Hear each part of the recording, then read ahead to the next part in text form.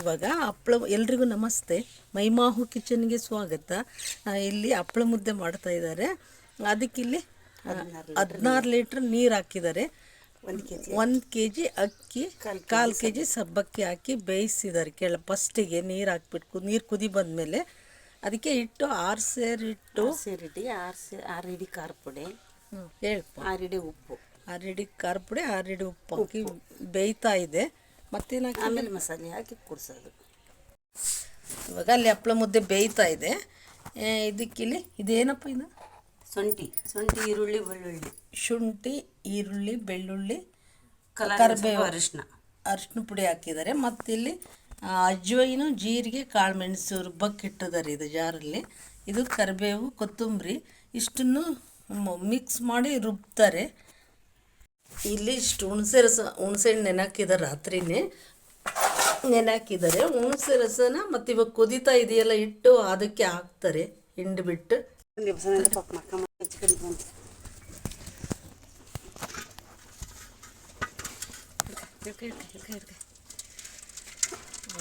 ಕೂಡಿಸ್ಬೇಕಾದ್ರೆ ಮತ್ತು ಗಟ್ಟಿಯಾದ್ರೆ ಹಾಕ್ಕೊಳಕ್ಕೆ ಬರುತ್ತೆ ಅಂತ ಸ್ವಲ್ಪ ನೀರು ಬಸಿತಾ ಇದ್ದಾರೆ.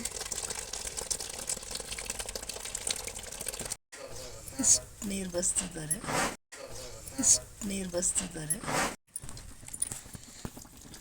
ಹುಣಸೆ ರಸ ಹಾಕ್ತಾ ಇದ್ದಾರೆ. ಹಪ್ಪಳ ಮುದ್ದೆ ಕೂಡ್ಸಾದ್ಮೇಲೆ ಅದು ಬಿಲ್ಲೆ ಮಾಡ್ಬೇಕಾದ್ರೆ ಅಷ್ಟು ಹಾಕ್ತಾರೆ. ಆ ಕೈಗೆ ಹಚ್ಕೊಂತಾರೆ. ಅವಾಗ ಹಾಕಿದ್ದಾರೆ, ಎಷ್ಟು ಬೇಕಾಗುತ್ತೋ ಅಷ್ಟು ಹಾಕಿದ್ದಾರೆ.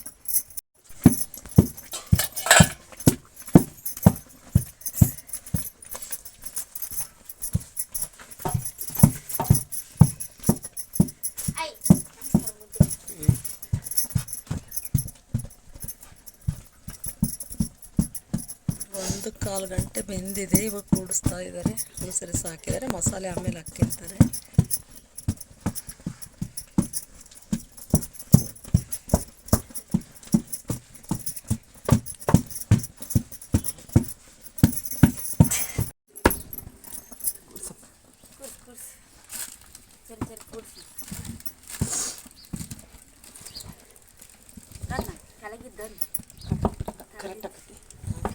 ಐತದ ಇನ್ನು ರವಿ ಅದರದೆ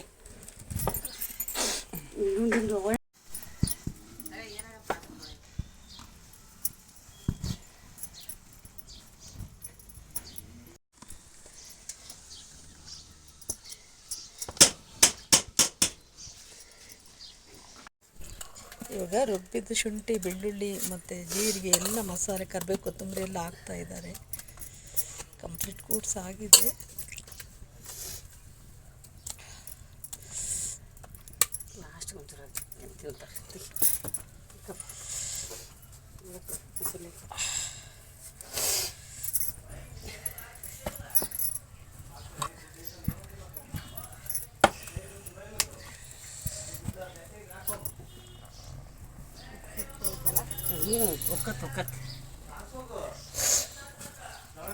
ಹಾಕಿ ಮತ್ತೆ ಕೂಡಿಸ್ತಾ ಇದ್ದಾರೆ. ಅದೆಲ್ಲ ಎಲ್ಲದಕ್ಕೂ ಸಮ ಆಗಲಿ ಅಂತ ಒಲೆ ಮೇಲೆ ಹಾಕ್ಯಂಡು ಎಲ್ಲ ಕೂಡಿಸ್ತಾರೆ.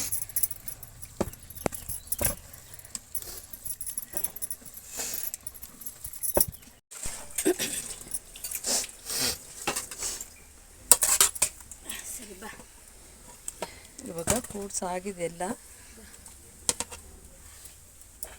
ಇವಾಗ ಈ ಥರ ಮುದ್ದೆ ದೊಡ್ಡ ಮುದ್ದೆ ಥರ ಕಟ್ಟಿ ಇಟ್ಬಿಡ್ತಾರೆ ಒಣಗುತ್ತೆ ಅಂತ. ಉದ್ದದ ಲೇಟು.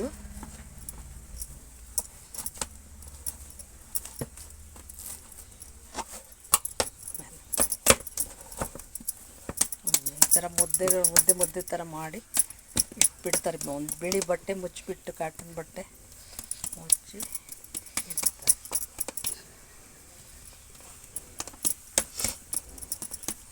ಉಳ್ಳಾಗಡ್ಡಿ ಮಾಡ್ಕೊಂಡು ಹುಣಸೆ ರಸದಲ್ಲಿ ಕೈ ಎತ್ಕೊಂಡ್ಬಿಟ್ಟು ಈ ಥರ ಮುದ್ದೆ, ಬಿಸಿ ಮುದ್ದೆನೇ ಈ ಥರ ದಪ್ಪ ಮುದ್ದೆ ಮಾಡಿ ಇಟ್ಬಿಡ್ತಾರೆ. ಇಷ್ಟು ಪಾತ್ರೆ ಮುದ್ದೆನೆಲ್ಲ.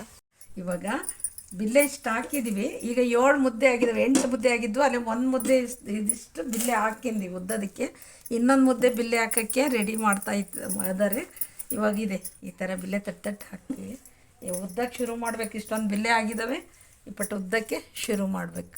ನಿನ್ನೆಗಿಂತ ಸ್ಟ್ರಾಂಗ್ ಇದೆ ಹಪ್ಪಳ ಮುದ್ದೆ, ತುಂಬ ಚೆನ್ನಾಗಾಗಿದೆ. ಇದೇ ಫೋನ್ ಕೇಳ್ತೋ ಏನದು. ಕೊಡು.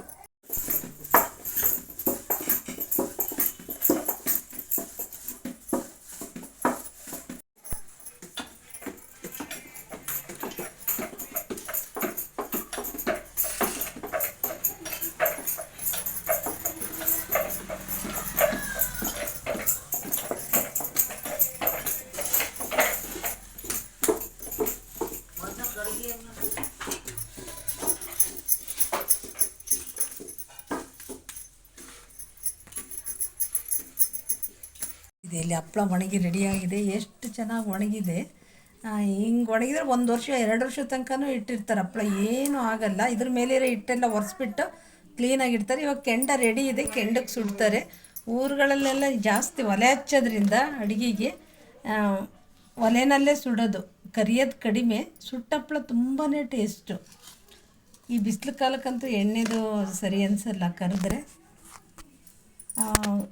ಇದೇನು ಸುಡ್ತಾರೆ ಈಗ ಪಟ ಪಟ ಅಂತ, ಎಷ್ಟು ಚೆನ್ನಾಗಿ ಸುಡುತ್ತದು.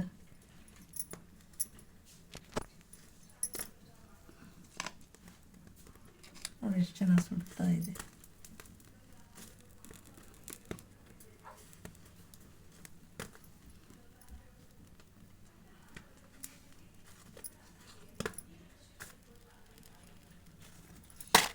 ರೆಡಿ ಆಯಿತು ಸುಟ್ಟ ಹಪ್ಪಳ.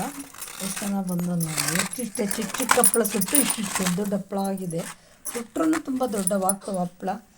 ಈ ಥರ 1 ವರ್ಷ 2 ವರ್ಷ ಬೇಕಾದರೂ ಇಟ್ಕೊಳ್ಬೋದು. ಇದ್ರ ಮೇಲೇ ಹಿಟ್ಟೆಲ್ಲ ಒರೆಸ್ಬಿಟ್ಟು ಕ್ಲೀನಾಗಿ ಇಟ್ಕೊತಾರೆ. ತುಂಬ ಚೆನ್ನಾಗಿ 2 ವರ್ಷ ಇಟ್ಟರೂ ಏನೂ ಆಗೋಲ್ಲ. ಕ್ಲೀನಾಗಿ ಮುಚ್ಚಿಡ್ತಾರೆ ಬಾಕ್ಸ್ಗಳಲ್ಲಿ. ಇದೆ ಈ ಥರ ಸುಟ್ಟ ಹಪ್ಪಳ ತುಂಬ ಚೆನ್ನಾಗಿ ರೆಡಿಯಾಗಿದೆ. ಈ ವಿಡಿಯೋ ಇಷ್ಟ ಆದರೆ ಲೈಕ್ ಮಾಡಿ, ಕಮೆಂಟ್ಸ್ ಕೊಡಿ, ಶೇರ್ ಮಾಡಿ, ಸಬ್ಸ್ಕ್ರೈಬ್ ಮಾಡಿ.